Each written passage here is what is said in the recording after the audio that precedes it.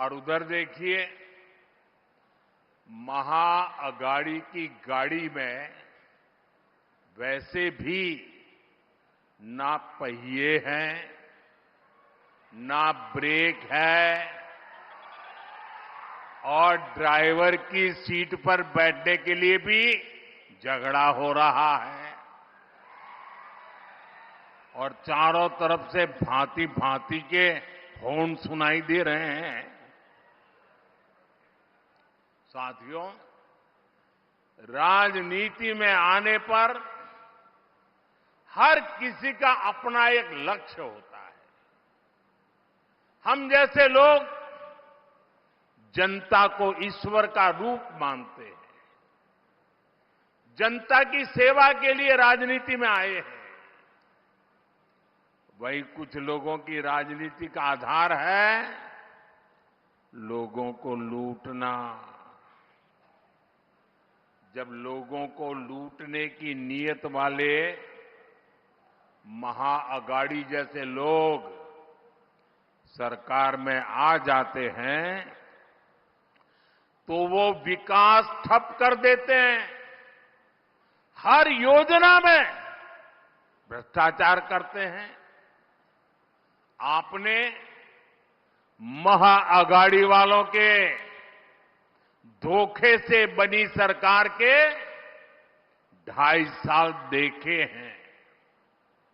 इन लोगों ने पहले सरकार लूटी और फिर महाराष्ट्र के आप लोगों को भी लूटने में वो लग गए थे।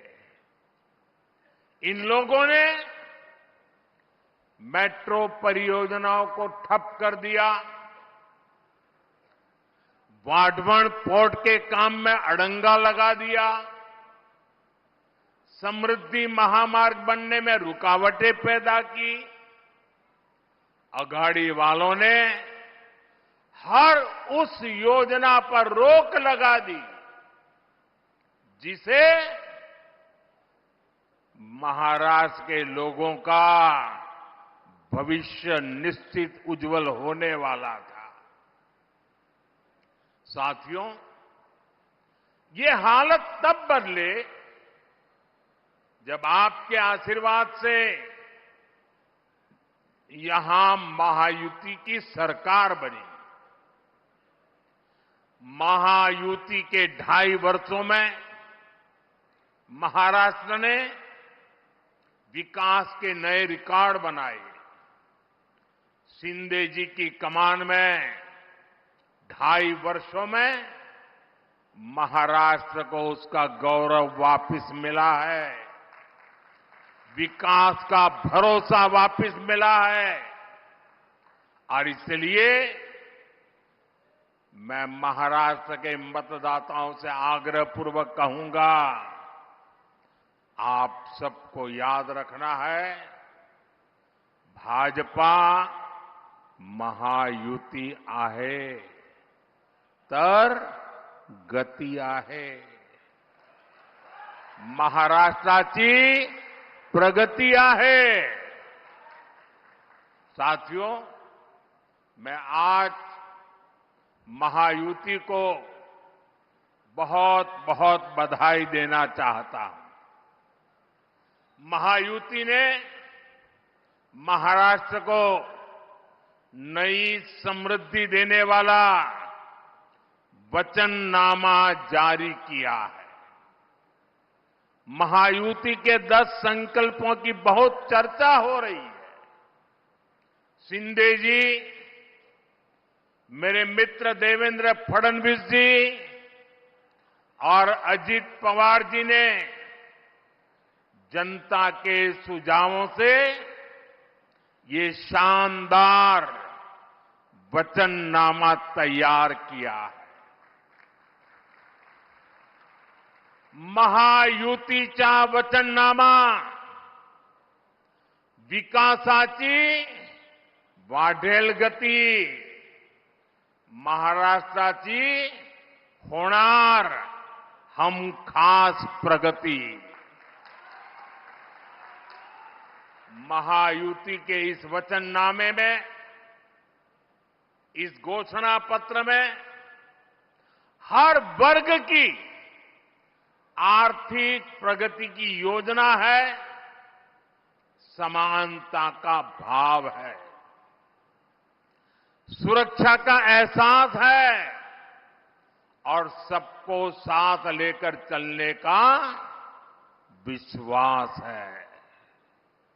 इसमें महाराष्ट्र के भविष्य का रोडमैप है।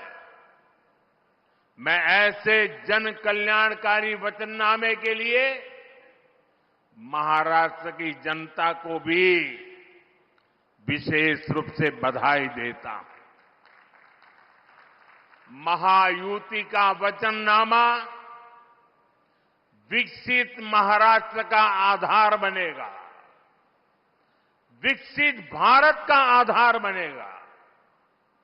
साथियों, यहां इतनी बड़ी संख्या में हमारी माताएं, बहनें, बेटियां आई हैं, दूर दूर तक मैं देख रहा हूं। विकसित महाराष्ट्र, विकसित भारत के लिए हमारी बहनों, बेटियों का जीवन आसान बनाना, उन्हें सशक्त करना बहुत जरूरी है। जब महिलाएं आगे बढ़ती हैं तो पूरा समाज तेजी से प्रगति करता है। इसलिए पिछले 10 वर्षों में केंद्र सरकार ने महिलाओं को केंद्र में रखकर अनेक बड़े बड़े फैसले लिए हैं। पिछली सरकारों ने सैनिक स्कूलों से लेकर काम के कई क्षेत्रों में महिलाओं का रास्ता रोका हुआ था। ये मोदी है, उसने वो सारे बंधन हटाए, महिलाओं को ज्यादा से ज्यादा क्षेत्रों में काम के अवसर दे दिए, सारे दरवाजे खोल दिए। हमने नारी शक्ति बंधन अधिनियम के जरिए विधानसभाओं और संसद में महिलाओं को आरक्षण का अधिकार दिया। शौचालय से लेकर गैस सिलेंडर तक हर योजना के केंद्र में हमारी माताएं, बहनें ही रही है। हमने जब इन योजनाओं को शुरू किया था तब कांग्रेस के लोग हमारा मजाक उड़ाते थे, लेकिन आज वही योजनाएं महिला सशक्तिकरण का पर्याय बन गई है। मुझे खुशी है कि महाराष्ट्र की महायुति सरकार भी हमारे विजन को आगे बढ़ा रही है। माताओं को, बहनों के लिए यहां अनेक योजनाएं शुरू की गई है। आज महाराष्ट्र में हर डॉक्यूमेंट पर माता का नाम अनिवार्य कर दिया गया है। महायुति सरकार के इस फैसले का हर किसी ने खुले दिल से स्वागत किया।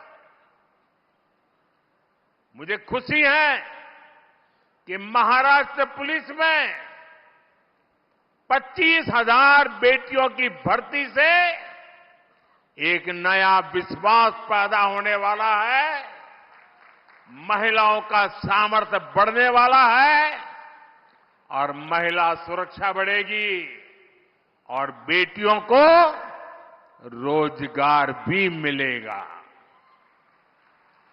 साथियों, हमारी सरकार महिलाओं के सशक्तिकरण के लिए जो कदम उठा रही है वो कांग्रेस और उसके गठबंधन को बर्दाश्त नहीं हो रहा है। आप जानते हैं कि महायुति सरकार की माझी लाड़की बहन योजना, ये माझी लाड़की बहन योजना की सिर्फ महाराष्ट्र में नहीं, देश के हर कोने में चर्चा है। लेकिन कांग्रेस माझी लाड़की बहन योजना को बंद करवाने के लिए भांति भांति साजिशें रच रही है। कांग्रेस के इकोसिस्टम वाले लोग इस योजना के खिलाफ कोर्ट तक पहुंच गए हैं। कांग्रेस और उसके साथियों ने ठान लिया है कि अगर उन्हें सत्ता मिली तो सबसे पहले इस योजना को बंद कर देंगे।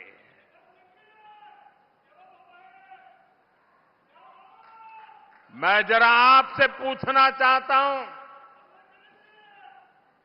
क्या महिलाओं के लिए ये योजना चलनी चाहिए कि नहीं चलनी चाहिए? महिलाओं को लाभ मिलना चाहिए कि नहीं मिलना चाहिए? महिलाओं को आगे बढ़ाने की योजनाएं चलनी चाहिए कि नहीं चलनी चाहिए? और इसलिए महाराष्ट्र के हर महिला को इन अगाड़ी वालों से सतर्क रहना है। ये लोग कभी नारी शक्ति को सशक्त होते नहीं देख सकते। पूरा महाराष्ट्र देख रहा है, कांग्रेस और अगाड़ी वाले लोग अब महिलाओं को किस तरह गाली देने पर उतर आए हैं। कैसी कैसी अभद्र भाषा, कैसे कैसे कमेंट, महिलाओं को नीचा दिखाने की कोशिश। महाराष्ट्र की कोई माता बहन कभी भी अगाड़ी वालों के इस कृत्य को माफ नहीं कर सकती। साथियों, भाषा भी और मातृभाषा तो एक तरह से हमारी मां होती है। मुझे गर्व है कि हमारी सरकार ने मराठी भाषा को अभिजात भाषा का दर्जा दिया है।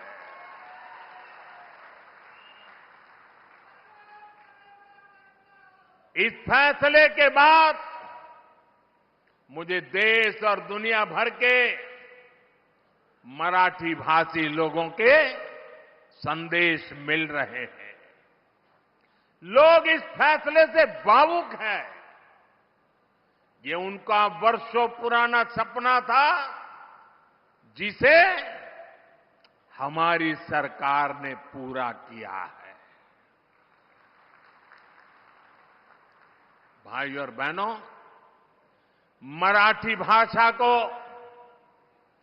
अभिजात भाषा का दर्जा मिले, ये दशकों से महाराष्ट्र के लोगों की इच्छा थी, मांग थी। कांग्रेस पार्टी ने महाराष्ट्र में भी राज किया है, केंद्र में भी राज किया है और केंद्र में महाराष्ट्र में एक साथ भी राज किया है, सरकारें चलाई।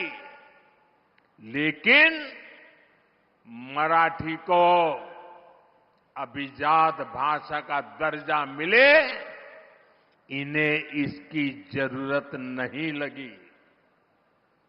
इन्होंने हमेशा मराठी भाषा के सम्मान की मांग को अनदेखा किया।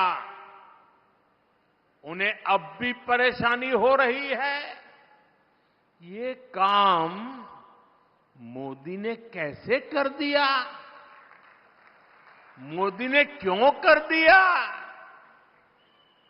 महाराष्ट्र के नाम पर राजनीति करने वाले अघाड़ी वालों का यही असली चेहरा है। साथियों, महाराष्ट्र में डबल इंजन सरकार ने कैसे काम किया है, ये आज पूरी दुनिया भी देख रही है। आज विदेशी निवेश में, नए अवसरों में महाराष्ट्र पहली पसंद है। लगातार 2 साल तक महाराष्ट्र विदेशी निवेश में नंबर 1 रहा है। इस साल के पहले 3 महीने में 50% से ज्यादा, 50% से ज्यादा विदेशी निवेश अकेले मेरे महाराष्ट्र में आया है। महाराष्ट्र को सभी निवेश परियोजनाओं में प्राथमिकता दी जा रही है। इलेक्ट्रॉनिक वाहन परियोजना, ग्रीन एनर्जी और सोलर प्रोजेक्ट, स्टील प्रोजेक्ट, ऐसे कितने ही प्रोजेक्ट महाराष्ट्र के अलग अलग हिस्सों में स्थापित किए जा रहे हैं। भारत का सबसे बड़ा पोर्ट, पूरे हिंदुस्तान का सबसे बड़ा, ये पोर्ट भी, बंदरगाह भी हमारे महाराष्ट्र में बन रहा है। इंफ्रास्ट्रक्चर के बड़े प्रोजेक्ट से महाराष्ट्र में नए अवसर तैयार हो रहे हैं। साथियों, और जिस दिन मैं वाढवण पोर्ट के शिलान्यास के लिए आया था, उस दिन हमारे देवेंद्र जी ने पब्लिक में एक इच्छा व्यक्त की थी। उन्होंने कहा था कि हिंदुस्तान का सबसे बड़ा बंदरगाह बन रहा है। मोदी जी इतना सारा कर रहे हो, हजारों करोड़ लगा रहे हो, तो वहां एक एयरपोर्ट भी बना देना। उस दिन तो मैं चुप रहा था, लेकिन भाइयों बहनों, जैसे ही आचार संहिता खत्म होगी, जैसे ही महाराष्ट्र में महायुति की शपथ विधि हो जाएगी, मैं महाराष्ट्र सरकार के साथ बैठ करके देवेंद्र जी की इच्छा कैसे पूरी हो, इस बात के लिए काम करूंगा।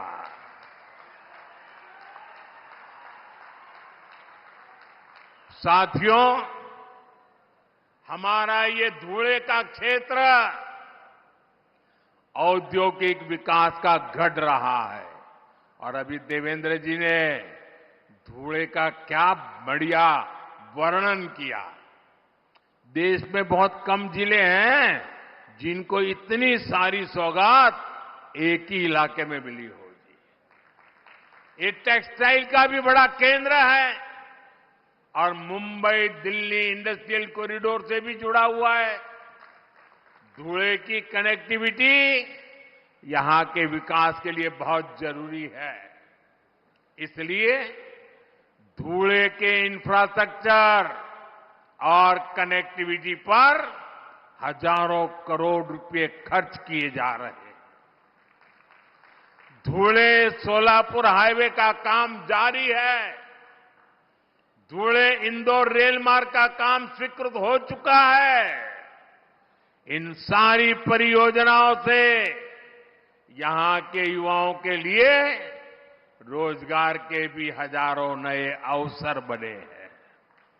साथियों, महाराष्ट्र के किसानों को भी डबल इंजन सरकार में डबल फायदा मिला है।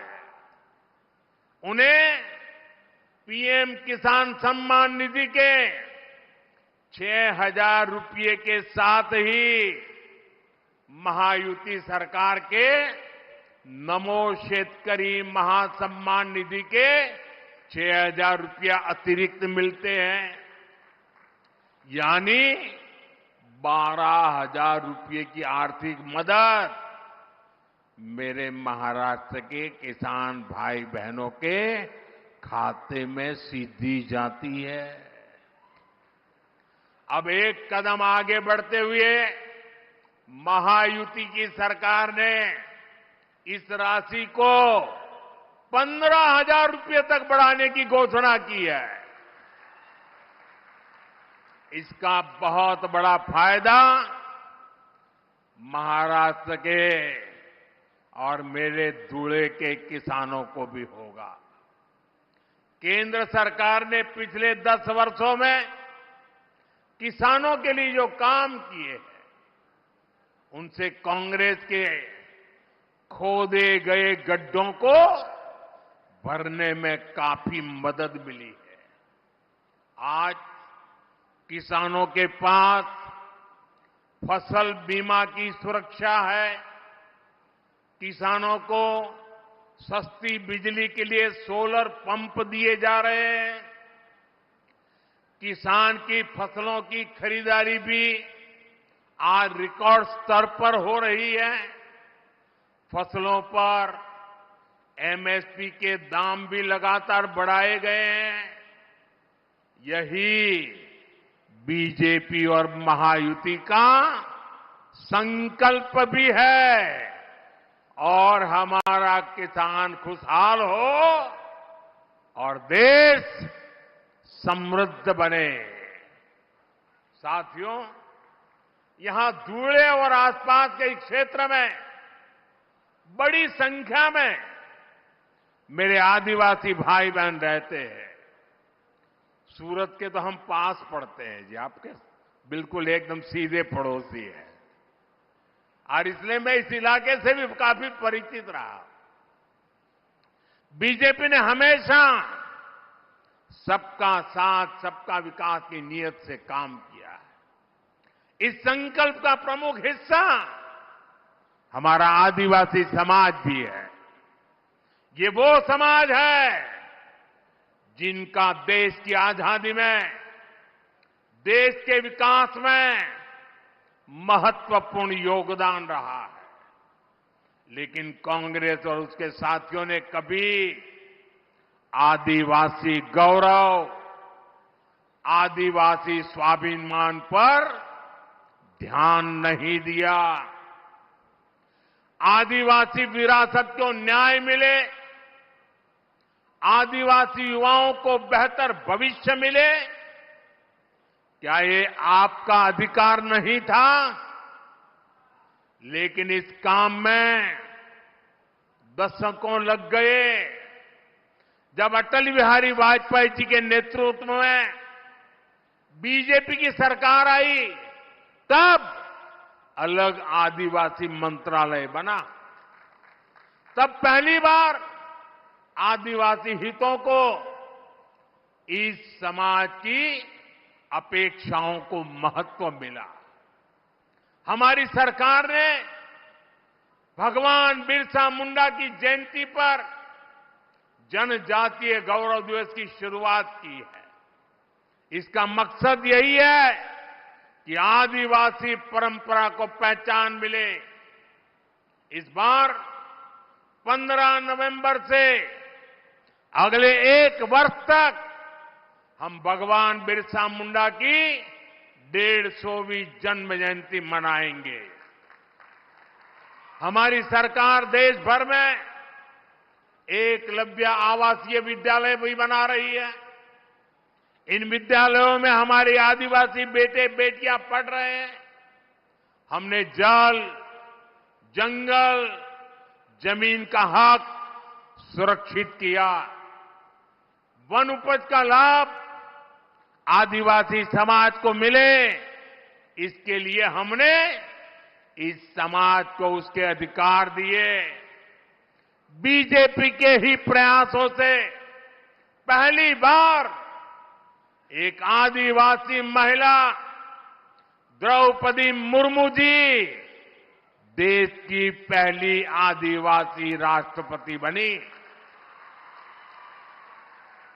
और पूरे देश ने देखा है कि कैसे कांग्रेस और उसके साथियों ने द्रौपदी मुर्मू जी को हराने के लिए पूरी शक्ति लगा दी थी। आए दिन ये लोग द्रौपदी जी का अपमान करते हैं और ये इनकी पुरानी आदत है। बाबा साहब आम्बेडकर को हराने के लिए नेहरू समेत ने ताकत लगा दी थी।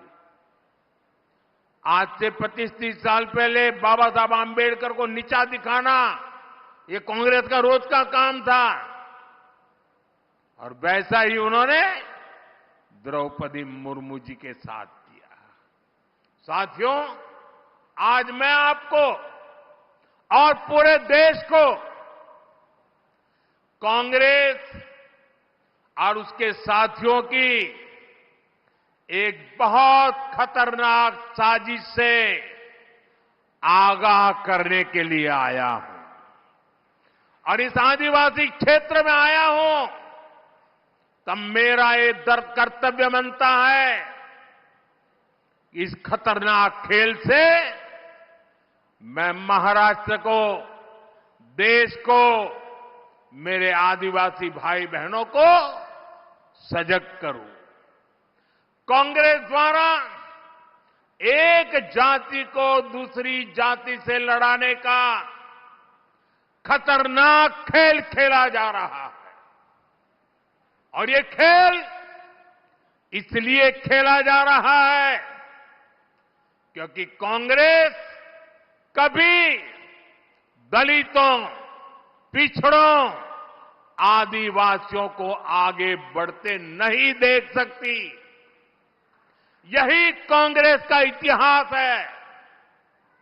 आजादी के समय हमारे बाबा साहब आम्बेडकर ने बहुत कोशिश की थी कि शोषितों, वंचितों को आरक्षण मिले, लेकिन नेहरू जी अड़े हुए थे कि किसी भी कीमत पर दलितों, पिछड़ों, आदिवासियों को आरक्षण नहीं दिया जाएगा। बहुत मुश्किल से बाबा साहब दलितों और आदिवासियों के लिए आरक्षण का प्रावधान करा पाए, उनको लड़ाई लड़नी पड़ी। नेहरू जी के बाद इंदिरा जी आई, उन्होंने भी आरक्षण के खिलाफ ऐसा ही रवैया जारी रखा। उनका भी मकसद यही था कि किसी भी कीमत पर एससी, एसटी, ओबीसी को प्रतिनिधित्व न मिल पाए। ये लोग चाहते थे कि एससी, एसटी, ओबीसी हमेशा कमजोर रहे। इंदिरा जी के बाद राजीव गांधी आए, उनकी भी सोच और अप्रोच अपने खानदान से अलग नहीं थी।